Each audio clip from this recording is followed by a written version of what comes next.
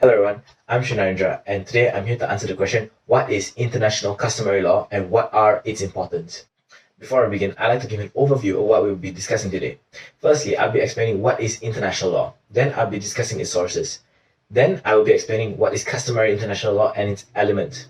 Next, I'll be discussing the relativity of customs. Finally, I'll be discussing the importance of customary international law and its weaknesses before concluding this presentation. So let's dive in. International law is defined in the SS Lotus case as rules that govern the relationship between independent states. It is defined as well by Jeremy Bentham as the collection of rules governing relations between states. Looking at these two definitions, we can see that international law are the rules that states must adhere to in order to maintain good relations with each other. Where can we find the sources of international law? Well, we can look at Article 38 of the Statute of the ICJ for the sources of international law. I would like to highlight paragraph B of section 1 of the article as it makes customary international law a source of international law. We'll be analyzing this provision in depth later on. Before we go any further, I would like to discuss how Article 38 is legitimized. Referring to Article 93 and 94 of the UN Charter, all members of the UN are by default parties to the ICJ and bound by its decision. Thus, all 193 members of the UN must adhere to the statute of the ICJ. So let's answer the question. Customary international law is, as defined by Judge Reed in the UK against Norway, the fishery case, as the generalization of the practices of states. Professor Christopher Greenwood states that it is both the older source and one that generates laws binding on states. It is an unwritten source of international law. Let's look at the definition as given by the ICJ. International custom as evidence of a general practice accepted as law. Looking at the definition, we're able to find the elements to establish customary international law. Firstly, general practice is the widespread and consistent state practice as accepted as law. And accepted as law is opinio juris.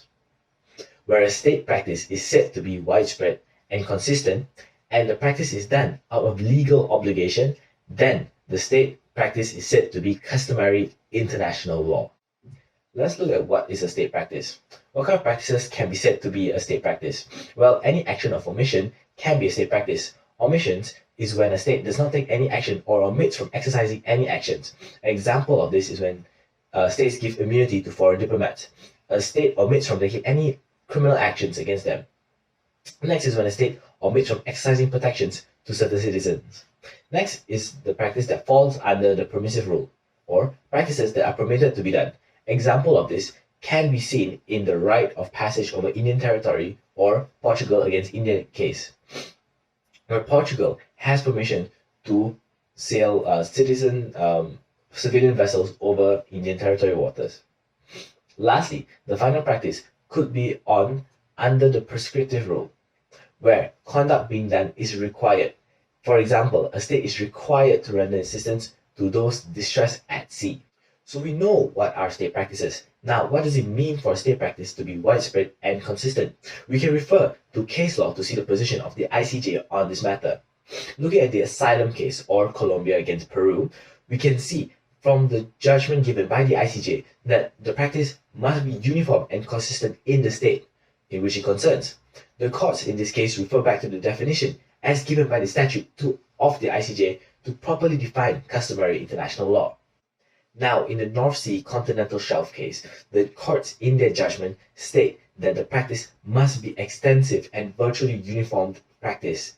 In this case, it was proven that there was no customary international law, seeing as there is no uniform practice on the part of Germany. Now, in the Nicaragua case, the courts state that the state must be consistent with their practices and any inconsistency should be treated as a breach.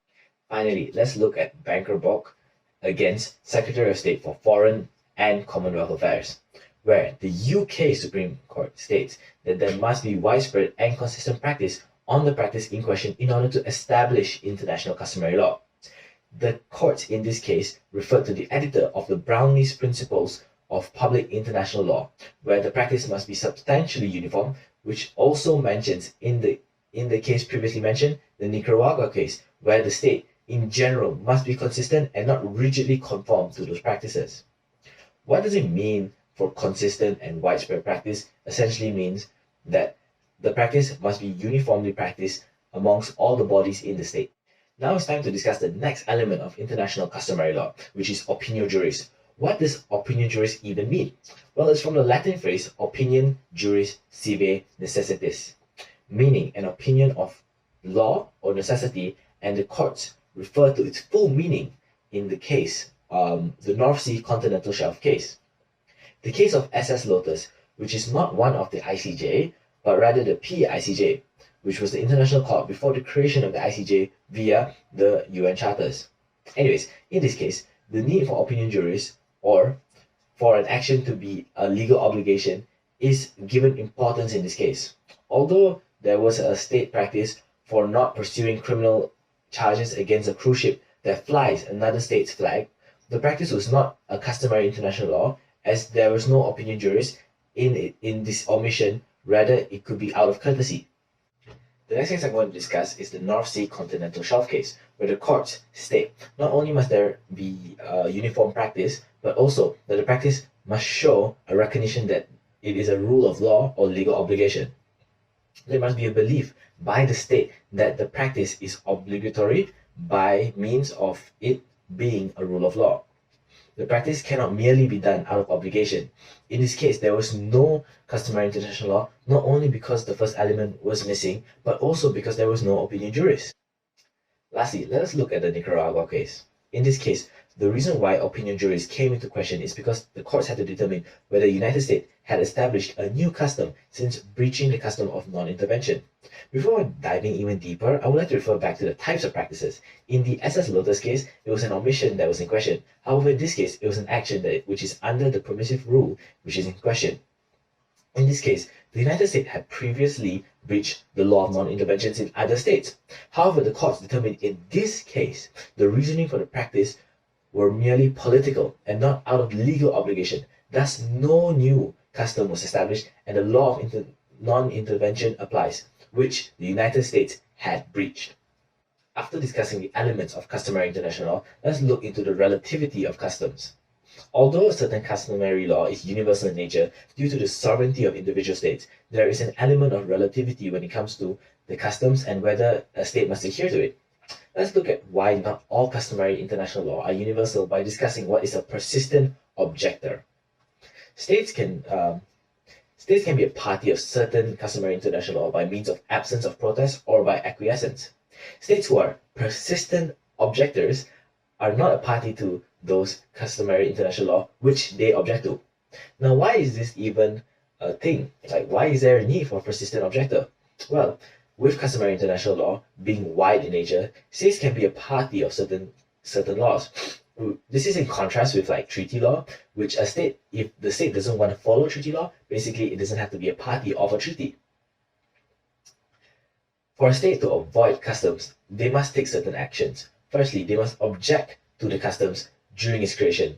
Next, the objection must be maintained and the objection should be clear and made known to the other states. And this is how you become a persistent objector. A case that discusses persistent objectors is the asylum case, where it is shown that Peru had been an objector of a practice in question. The practice was not a custom. The court stated that even if it was a custom, Peru had by conduct objected to it and thus was a persistent objector.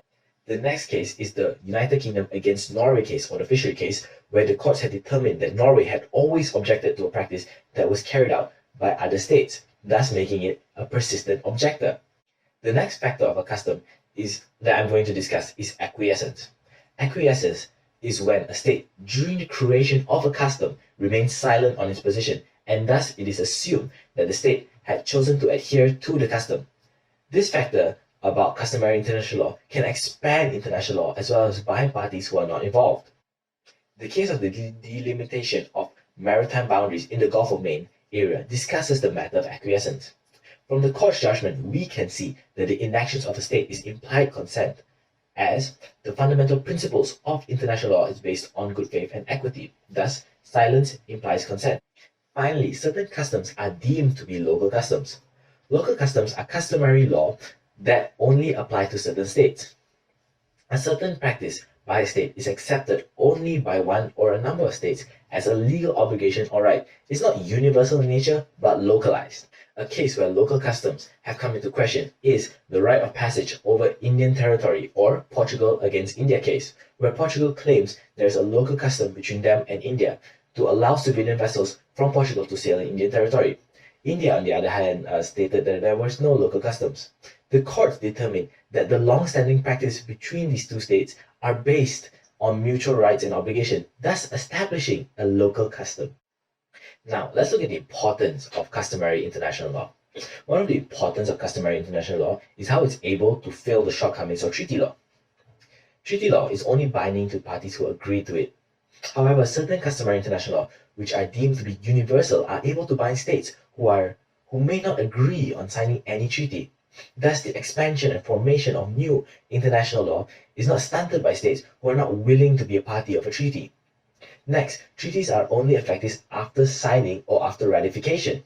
Thus, they are not law until these factors are complete.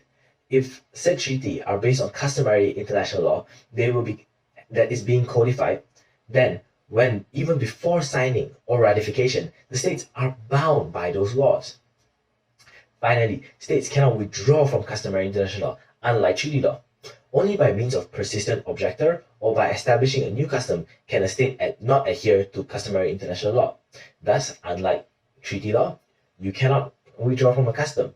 Another importance of customary international law is what certain scholars call a Grecian moment. This occurs during periods of unrest such as wars. There is a rapid creation of customary international law. An example of a Grecian moment is in the Nuremberg trials, where post-World War II, certain members of the Nazis were brought before the courts for their war crimes. These included high-ranking officers or civilian participants of the Holocaust, where usually before this, like what was done was what states used to do to their citizens were considered domestic matters and were not brought upon by the international courts, and no individuals were liable for war crimes. Due to the travesty of World War II and the actions of these parties, there was a need for justice. Thus, a Grecian moment took place, and a new customary law was formed, where these individuals could be prosecuted and the states could be brought to justice for the war crimes committed even against their own people. Grecian moments are moments of where urgency and necessity, and these moments encourage international courts to recognize new practices as customary international law, which expands international law and fills the gaps and lacunas in the law. There are, however, weaknesses to customary international law. Looking at the elements of customary international law, in terms of state practice, there are some ambiguities. The amount of or consistency of a practice is not stated. Looking at the Paquet-Habana case, the courts used historical evidence dating back to 1403 to establish state practice. But in the Nicaragua case, the court's judgment leaves some questions as they state that opinion juris is more important. Any inconsistency is to be treated as a breach, but how much of an inconsistency can establish a new custom?